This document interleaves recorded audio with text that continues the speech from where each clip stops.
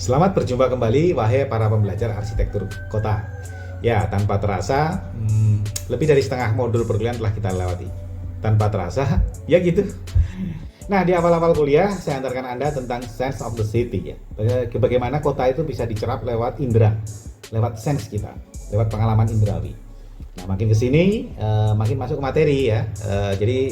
Semakin membuka relevansi pengetahuan yang telah kita pelajari saat ini dengan aneka permasalahan dalam fenomena arsitektur kota. Nah, meski kita sebagai arsitek dibekali pengetahuan dan latihan untuk menggambarkan suatu kondisi lingkungan yang lebih baik, namun pada kenyataannya, suatu lingkungan di masyarakat, termasuk lingkungan perkotaan ya, seperti yang diungkap oleh Pak Spiro Kostov, merupakan social matrix ya. Jadi ada kekuatan-kekuatan yang membentuk elemen-elemen arsitektur kota itu.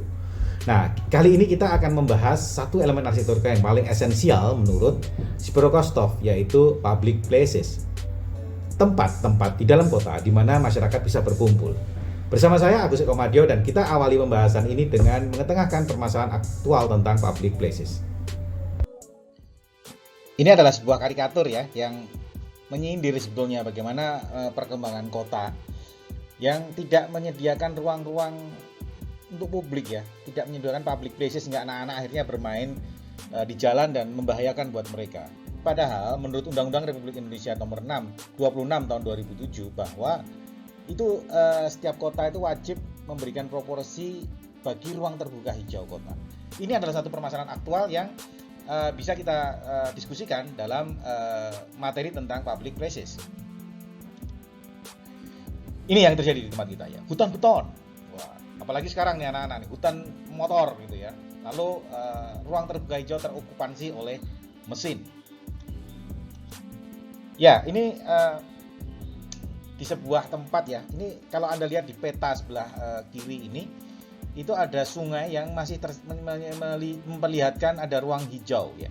Dari atas ya, ini dengan Google Map ya, dari atas Anda lihat di semua oranye ini atap-atap bangunan, lalu yang ada sungai ini dua tempat hijau.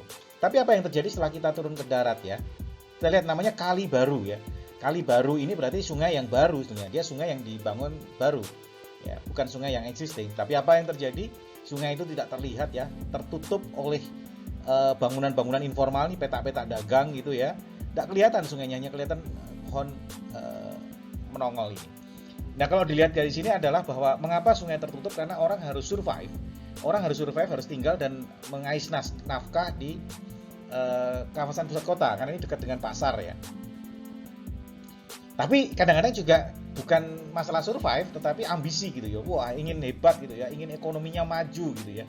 Sehingga kemajuan itu akhirnya harus mengalahkan environment ya. So, because of progress, you can no longer get a free ride of costly protection from anyone gitu ya. Jadi karena demi kemajuan kadang-kadang yang bersifat lingkungan ya, ambisi itu kan, kita ingin maju itu bagus, tapi kalau majunya kelewatan ya, terlalu ambisius juga merusak lingkungan, juga tidak baik juga. Bayangkan ya, Anda tolong bisa nonton film Gangs of New York ya. Ini awal abad ke-20 ya ceritanya gitu. Nah, bayangin pada tahun itu New York masih banyak dipengaruhi oleh gangster ya. Wah, itu bunuh-bunuhan berdarah-darah. Tetapi di akhir film terlihat, dan settingnya adalah ini, settingnya salah satunya New York Park ya. Itu bagaimana akhirnya New York menjadi kota yang lebih sehat, karena para pendiri kotanya itu sudah punya visi bahwa kita butuh ruang terbuka hijau pada masa depan.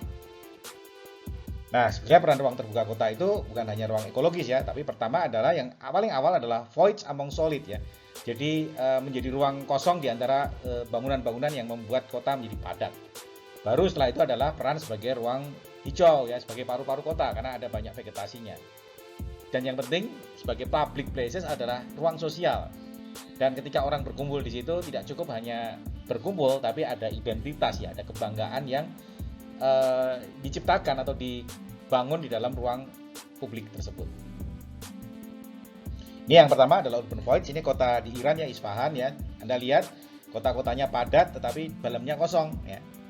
Nah, beberapa mahasiswa mengeksersis itu dengan merancang dengan bagaimana bangunan itu padat dari luar tetapi dalamnya kosong. Nah, ini urban ekologi ya, sungai, ada bajing, bahkan di ruang-ruang terbuka kota ya, itu anak-anak bisa memotret burung ya. meneropong satwa gitu ya. Urban social space ya, main ya, anak-anak paling seneng main di ruang terbuka publik ya. Bapak-bapak juga suka, ibu-ibu juga suka ngerumpi ya. Di Victoria Park itu para TKW berkumpul di situ. Nah, ini urban symbolism ya di Trafalgar Square London. Jadi di ruang terbuka itu sering masyarakat menunjukkan eksistensinya. Wah, inilah kami, ini demo dengan, dan ini menjadi menarik karena ketika mereka berdemonstrasi ya, mereka pasti akan dipotret oleh para wartawan, disebarkan di seluruh dunia, dan ada landmark di belakang yang menjadi identitas di mana mereka memperjuangkan hak-hak mereka. Paksil ya, ini juga menjadi suatu ruang simbolis ya. Paksil itu Babakan Siliwangi ya di Bandung. Karena pada suatu masa pernah ada isu ini akan dijual ke pengembang, ditukar guling dengan apartemen ya. Lalu pengembang diminta untuk merawat taman ini di luar pembiayaan pemerintah. Komunitas kreatif di Bandung menentang ide ini karena khawatir itu akan mengganggu ekosistem kota Bandung, sehingga Babakan Siliwangi atau Paksil ini menjadi ruang ekspresi bagi seniman-seniman bahwa mereka pernah bisa memperjuangkan satu ruang terbuka hijau agar tetap dikelola oleh publik, dikelola oleh pemerintah daerah.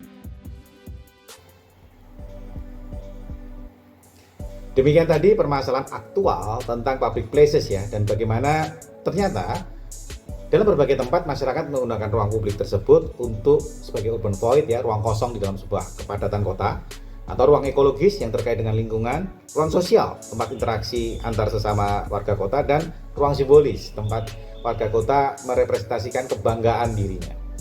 Nah, untuk ini sekian dulu mengenai pengantar public place. Pada segmen berikutnya kita akan bicara public place dari aspek sejarah. Sampai jumpa.